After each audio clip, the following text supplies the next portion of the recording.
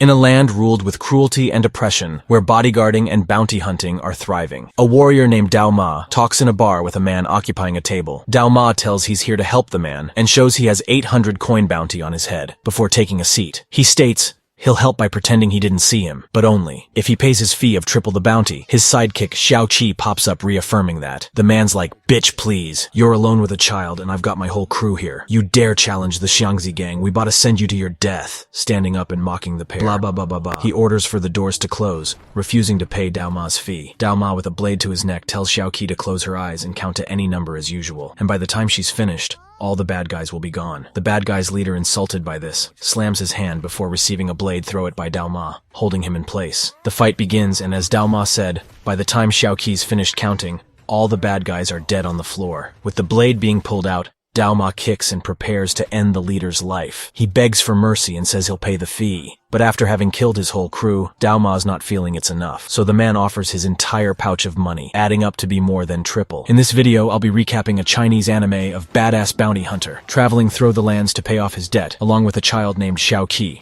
Riding through the desert, Dao Ma shields Xiao Qi's eyes from the sand, encouraging her to endure. There won't be any sand once they reach Chang'an, Xiao Qi's hometown, and the place of a debt Dao Ma owes. The debt is owed to Mo, and Dao Ma fully plans to settle it, as he says over having dinner. Before they sleep, the young and curious Xiao Qi asks how Dao Ma come to be in debt. He tells when she was not even one. Him and her father carried her to her now hometown and met Mo, who spent a lot of money to settle them. Xiao Qi slaps her cheek, annoyed at the incest buzzing around, asking can't they just extinguish the fire? He replies, they can't. If they do, cannibals will begin to show. Cannibals, also known as rakshasas, are fearsome creatures that kill and often eat people's livers and hearts afterwards. Xiao Qi peacefully falls asleep to the terrifying story, and the next morning they continue their traveling, which takes them through a canyon that's recently seen a battle, as both human and rakshasas' corpses pepper the ground. A man stands with his sword in a rakshasa's chest, but has already died. His dying pose makes a statement of he was a tough son of a gun. Dao Ma observes the scene and makes out all the dead humans to be from a convoy that got attacked by the rakshasas. Finding the leader of the cannibals,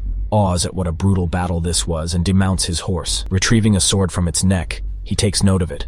It has good craftsmanship and must belong to an influential family. A stunning blade, which he takes for himself. They continue to ride and come across an old man carrying a body. The old man begs for help and even offers a reward for doing so. Dao Ma stops and hears him out. At the current moment, the old man doesn't have the funds on hand for a reward. Dao Ma almost abandons him, before seeing they carry a flyer with a 6,000 coin reward for someone, and accepts the job. He takes the man to a town where Chief Mo is overseeing sales for a woman. The man selling the slave is outraged as she's pretty and should fetch a high price. But Mo answers by saying, normally females of this quality would, but she's been ruined by all the drugs you fed her. Even with a hot iron, she feels no pain, completely dazed. Mo pets the seller's shoulder, saying he's shamed his dead father and the slave profession. The seller responds with violence, but it's shortly extinguished by Mo's daughter. Dao Ma arrives, stopping her before killing the seller, and blushes at his sight. They all greet each other, and at a house Mo treats the boy the old man was carrying, putting worms on a badly bitten face to remove toxins. Dao Ma credits him as on one of the best doctors in the western regions to settle the old man's worry, and Mo's daughter Ayuya enters the room, questioning Dao Ma as he was gone for a month, and suddenly he comes back with the old man and badly injured boy. He tells he brought business, revealing the flyer. The old man tells, we wouldn't have come to the western regions if it weren't for that flyer. The fugitive on the flyer is also the one who killed the boy's father. He sought revenge but was attacked by rakshasas before achieving it. Dao Ma asks if he kills the man on he flyer, if he'll get 6,000 coin reward. The old man say yes. And a few days later, after receiving help from Mo, Dao Ma gets informed the man on the flyer is a ruthless and merciless killer nicknamed the Double-Headed Snake. 8 years ago, he was involved in a murder involving a high-ranking court member. To avoid trouble, he disguised and fled to the borderlands. But on his wrist, there's something he cannot disguise. A snake tattoo in the shape of infinity. It's said that tattoo has been recently seen in a town 500 miles east called Chisha. Mo advises not going there as it's extremely dangerous.